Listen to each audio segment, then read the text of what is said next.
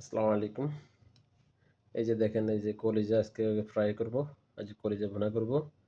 তো এই কলিজার সিদ্ধ করলাম এটা। আসলে ওই সময় ভিডিও করতে ইয়ে নাই।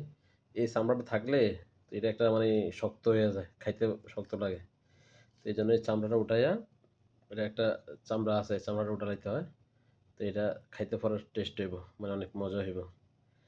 এই যে আজকে ইয়ে করতেছি, পরে এটা ইয়ে করব। এই যে দেখছেন একটা চামড়া, এটা উঠা নিলে কলিজাটা খাইতে তখন আর শক্ত লাগবে না, তখন মানে চারি সাইড সেম হয়ে যাইব। তো আজকে এটা, আর আসলে এটা আমার একটু ভুল হয়ে গেছে। কলিজাটা মানে ফিস, বড় ফিস কিনতাম, না কাটাটা ভালো ছিল, কিন্তু আমি তখন পরে যা খেয়াল হয়েছে যে এটা মানে ইয়ে করতে হবে, মানে এই পুরা পিসটা একসাথে কিনলে ভালো হইতো। আসলে আমি তেল খাই, এই যে অলিভ অয়েল, অলিভ অয়েল তেল, মানে এটা আসলে ভালো, যেহেতু এটা বেশি ভালো না আবার খারাপও না, তাই আমি ওই তেলটা খাই, আমার ডাক্তার পরামর্শ দিয়েছে। তেল দিয়ে দিলাম কিছু তেল, যেহেতু কলিজা একটু তেল বেশি লাগবে। দারচিনি, তেজপাতা, লং, এলাচ, এগুলো একটু ফ্রাই করব।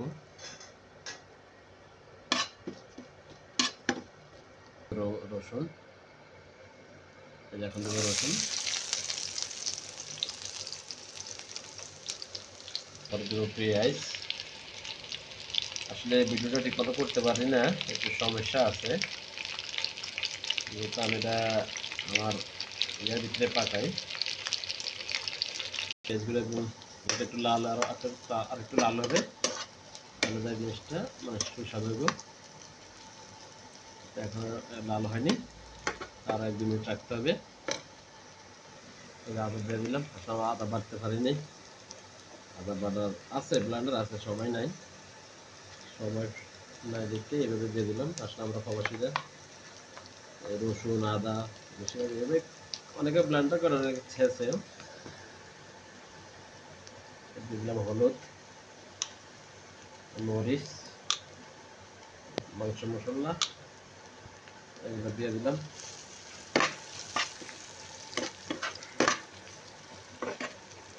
আসলে ভিডিওটা ঠিক মতো করতে পারি নাই, পানি দিয়ে দিলাম, পানি দিয়ে এগুলো ভালো করে মশলা কষাই দিব। বন্ধুরা, কলিজার একটা আলু দিলাম, আসলে কলিজা ½ কেজি কলিজা আনছি, তো জায়গাটা আমার তো একদম সিদ্ধ করছিলাম, এটা অনেক কমে গেছে, তাই একটা আলু দিলাম। আর আমি কলিজাটা দিয়ে দিলাম সাথে, যে কলিজা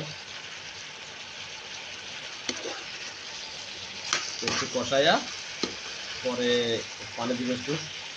তখন লবণ দিই নেই, এই যে এখন লবণ দিতেছি,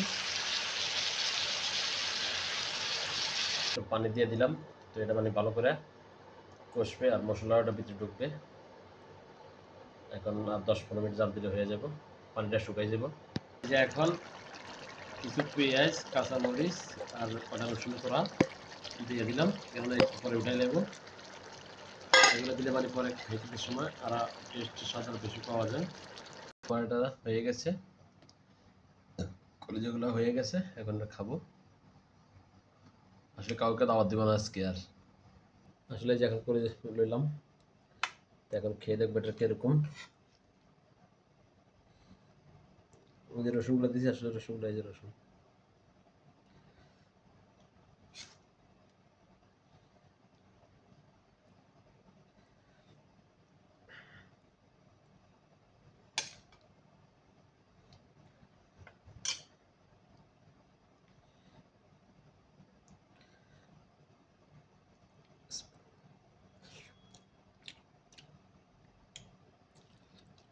আসলে অনেক ভালো হয়েছে। তো আপনারা এভাবে খাইয়ে দেখবেন।